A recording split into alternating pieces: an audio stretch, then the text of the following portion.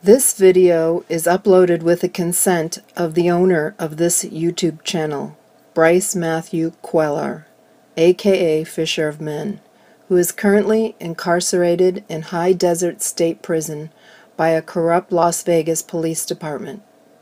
Please pray for Bryce and write him an encouraging letter. Are you aware of the existence of CIA ran CMU Communication Management Unit prisons on American soil? Our government has imprisoned innocent men and women for nothing more than their political beliefs and silenced them in secret prisons. Please watch the following video clip and educate yourself about Schaeffer Cox, who also is an innocent political prisoner who needs our prayers and support.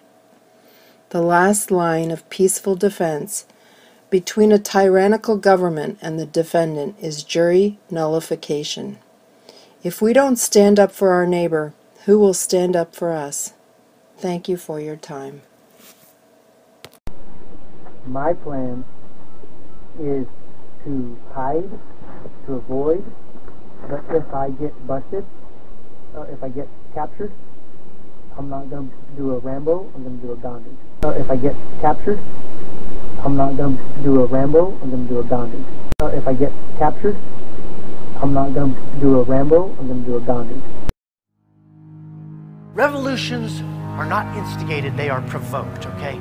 And I will not bow the knee to Caesar, I will never buckle, I will never kiss their ring, and there are thousands more that will die, not for me, but for the principle. Because to violate that principle is to violate every one of us.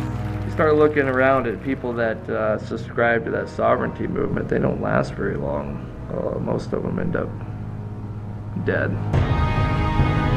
In Fairbanks, we can have everybody who has anything to do with tyranny dead in one night.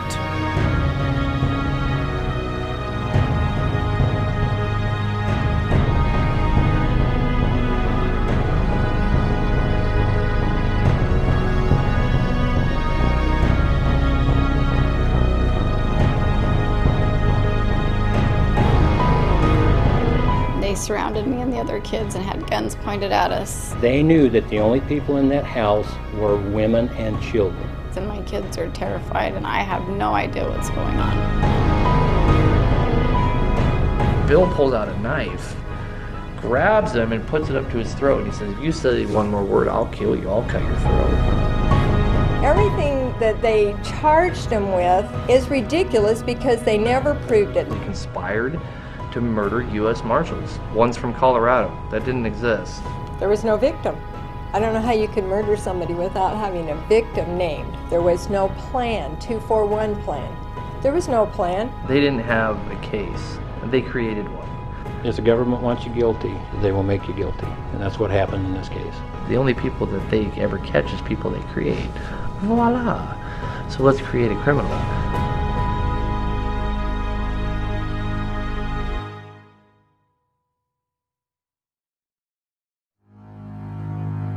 They thought Bill would sew this thing up. But the problem is they didn't take into consideration Aaron Bennett. So Bill comes up here to sew this thing up in one slammo-whammo. Schaeffer Cox is going to go to jail for the rest of his life for making a plan to kidnap federal judges. And of course they would have set that in motion to get it all the way up to the point where they almost do it and they would have arrested us, right? Typical FBI sting. They create the criminal, make the arrest, and take all the credit. There's one. Oh, that's him. I mean, check those sexy things out. They are sweet.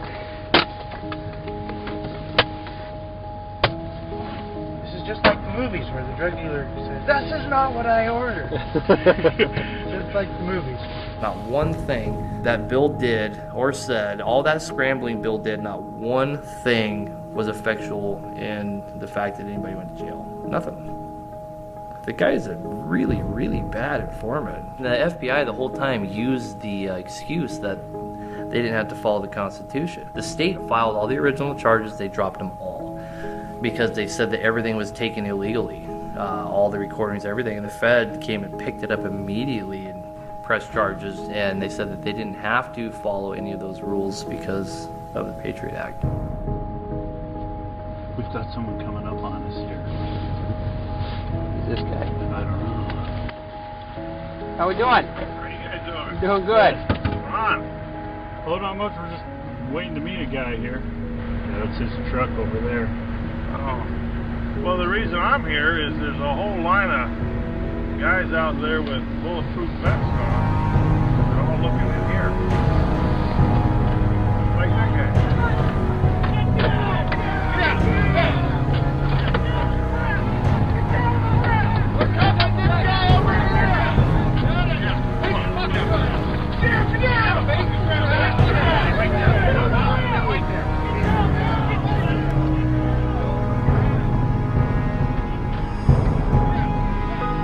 I just remember it was a crazy morning, and I went and picked my daughter up at preschool and coming home, and it was probably around 2, a little after 2. And I remember thinking it was really weird that I hadn't heard from Coleman, you know, because he usually called me periodically throughout the day just to check in and say hi and that sort of thing. And pulled in the driveway, came in the house, and the phone rang. And I came over to the kitchen table, and as I answered the phone, I looked out this window, and I just saw these men in black with these big old guns coming towards the house, and the guy on the other line's telling me this is the FBI, and I just thought, what? May went down to Anchorage for medical reasons, and we got a phone call in our room, Dad, they're coming in. It was Rachel. That was Rachel. And I guess they were about to knock the door down. I had my hand on the doorknob, and they're trying to kick my door in, and I'm telling them, don't kick my door in. You know, I was right there to let them come in the house, and they came in the house, and they must have come in other doors. I don't remember. It was very surreal, and it all happened very quick. We were both scared. I had an operation the next morning, and I told Bill, let's just go home.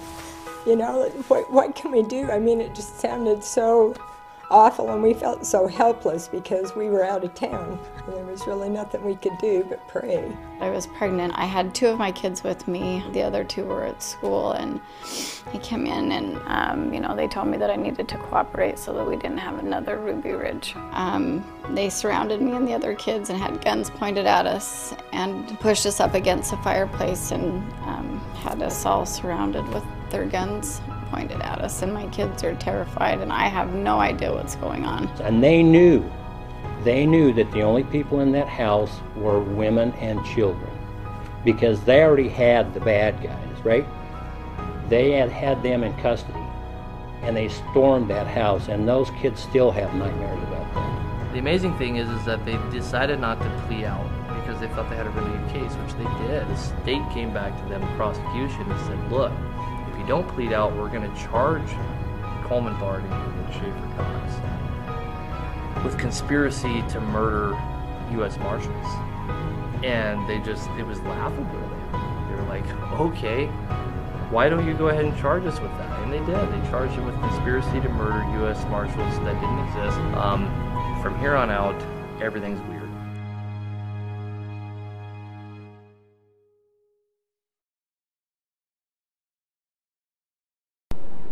My plan is to hide, to avoid, but if I get busted, or if I get captured, I'm not going to do a Rambo, I'm going to do a Gandhi. If I get captured, I'm not going to do a Rambo, I'm going to do a Gandhi.